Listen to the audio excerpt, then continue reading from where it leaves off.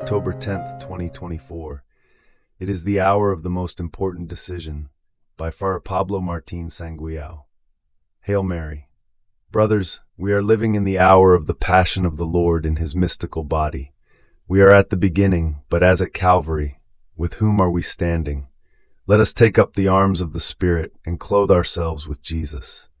Dear brothers, we are living through the decisive phases of a drama, an apocalyptic struggle, of kingdom against kingdom.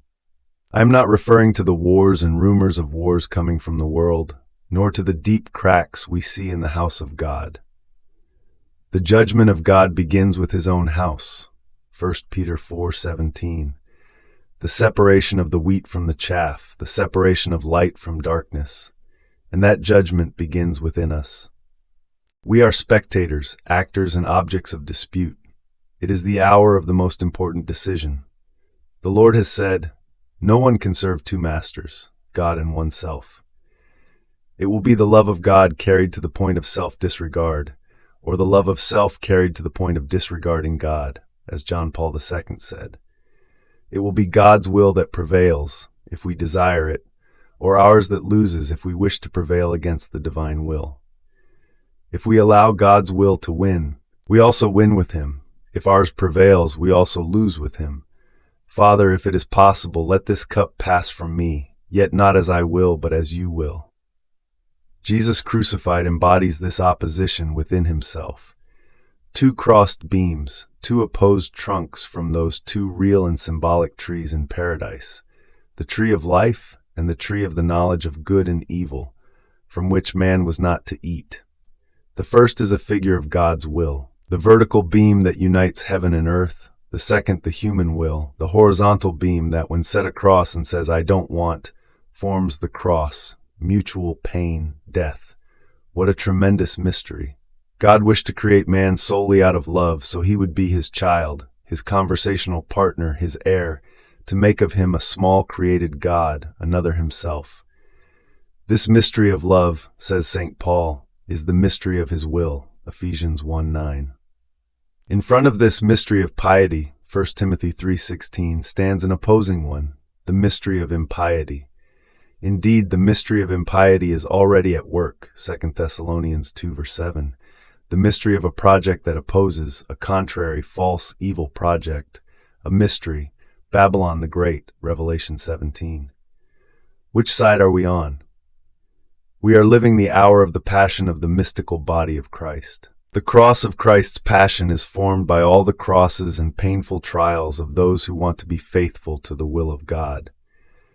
Whatever we suffer, let us realize that it is only a fragment of his cross, which, out of love, he wishes to share with us, and which we receive with an eye toward the good and the fruit it contains.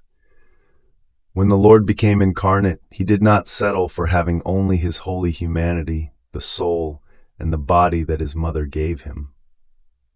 He also wanted another body, a mysterious, mystical body, formed by all of us, his church. He is the bridegroom of that church. He is the head of that body. St. Paul has told us that having one God, Father of all, and one Lord, there must therefore be one faith and one hope. That mystical body, just as it has only one head, Jesus Christ, must also have only one heart and one single divine life. One same love. Where truth resides, opinions have no place. It only remains to accept or reject it. The same Holy Spirit that created the most holy humanity of Jesus Christ, that filled him and guided him at every moment, gives life to his mystical body.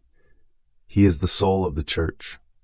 However, we now see this mystical body of Christ, his church, which is one and holy because it belongs to him, because it has his life, now wounded and full of divisions, torn apart by scandals, overwhelmed by miseries and weaknesses that make it at times almost unrecognizable, like he was during his passion.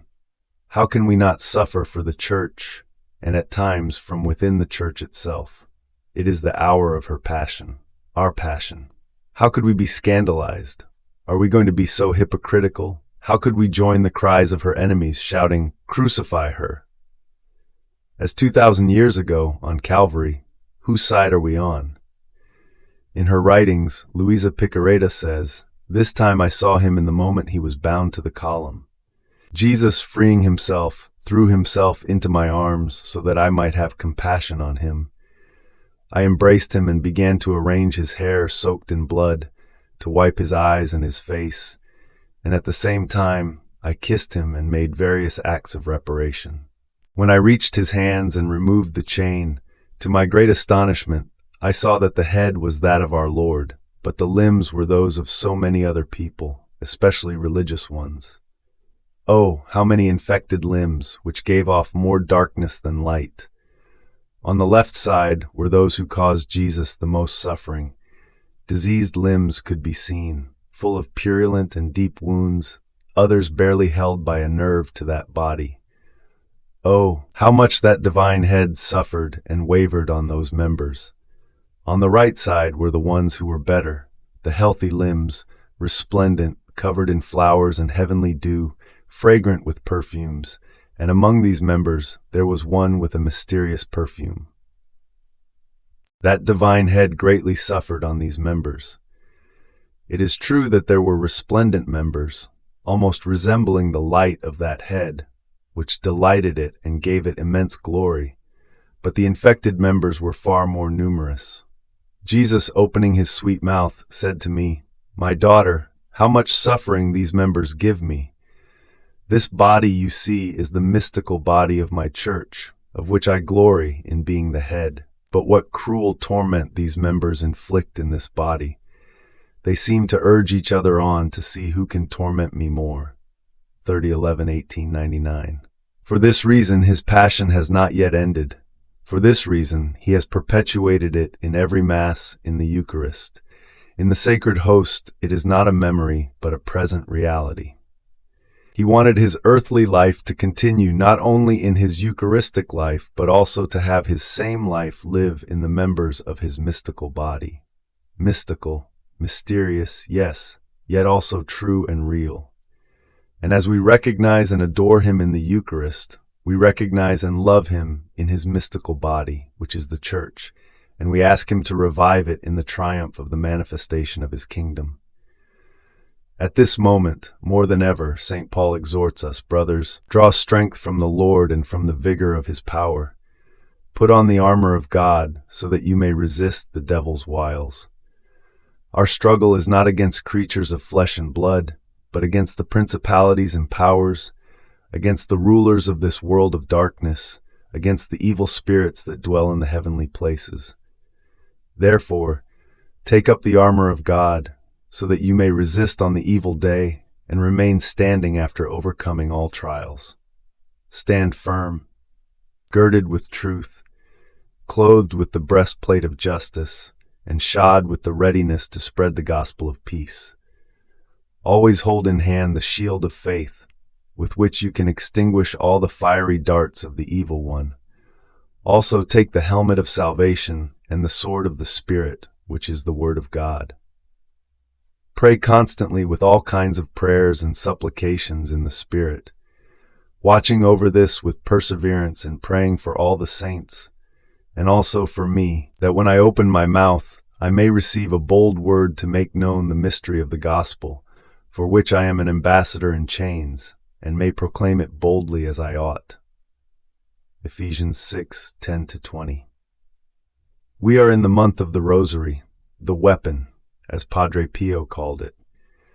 The Holy Rosary is the most useful weapon in the war of spirits, which we must now fight more than ever. It is a war that cannot be fought with reason alone, as it is not merely a battle of intellect, but with the weapons of the Spirit, clothing ourselves in Jesus. This weapon is the armor of God that God offers us. It is the armor of the King, his own. It is his life, moment by moment, mystery after mystery, drop by drop, which he offers us to cover our lives with his and to make his life increasingly ours each day. This weapon is defense and envelops us in peace, even if around us storms of trials, displeasures, and aggressions rage. This weapon is support and strength because it is training in constancy, in love, and it nourishes us with Christ. It feeds our mind, memory, and heart with the most significant episodes of his life, passion, death, resurrection, and glory. It is the absolutely necessary weapon for victory, like the sling of young David, with which, armed with holy zeal for the glory of God and trust in him, he struck the pride of Goliath, the giant enemy, on the forehead, bringing him down. Holding the rosary in our hand is letting ourselves be led by our mother's hand, as the children we are, so that she may guide us through the most significant pages and moments of the gospel. It is allowing her to tell us, little by little, the story of pain, love, and victory of Jesus and herself. It is infinitely repeating her love, making it ours, and repeating it back to her in the rhythm of the Hail Marys. It is copying her life into ours in this wonderful copier, with which each mystery of the Rosary is imprinted on the daily page of our life. The Holy Spirit, more than light and electricity, repeats 10 times in 10 Hail Marys his flash, his spark of contemplation and love. This is the purpose and secret of the Rosary, to transplant into us, little by little, the life of Jesus, to let our Mother, entrusted with this task, shape us and give us the form of children of God, to transform us into Him. It is to place ourselves in her hands so that she may clothe us in Him, as she clothed Him in our humanity. It is to place our will in her hands as a brush, so that she may paint His face in us with the colors of her virtues and love. The Gospel says that Mary kept all these things, reflecting on them in her heart. This was how she prayed the Rosary. It could not have been a recitation of Hail Marys directed at herself. For her, it was a continuous meditation on Jesus and everything He did, according to His words, "Where your treasure is, there also is your heart." Therefore, more than a prayer, the essential part of the Rosary is loving contemplation, a contemplation that does not require a mental effort or asking for this or that. Its purpose must be the purpose of God.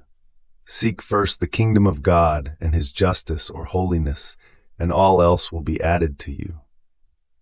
Jesus says to Luisa Picareta, "My daughter, my beloved mother never stopped thinking of my passion, and by continually recalling it, she filled herself completely with me." The same happens to the soul.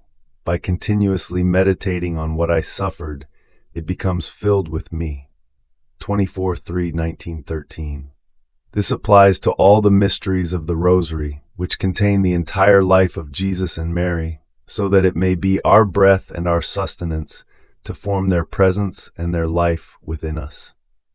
And Luisa says, "While I was praying, I was thinking about the time when Jesus bid farewell to His most holy mother to go suffer His passion, and I said to myself, how could Jesus separate from His beloved mother and she from Jesus?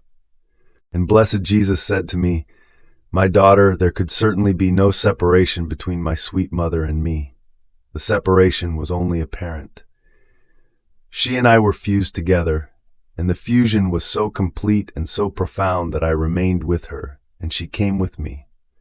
So it could be said that it was a kind of bilocation.' This also happens to souls when they are truly united with me. And if while praying they allow prayer to enter their souls as life, a kind of fusion or bilocation occurs. I, wherever I am, carry them with me, and I remain with them." 1913. Glory be to the Father, and to the Son, and to the Holy Spirit, as it was in the beginning, is now, and ever shall be, world without end. Amen.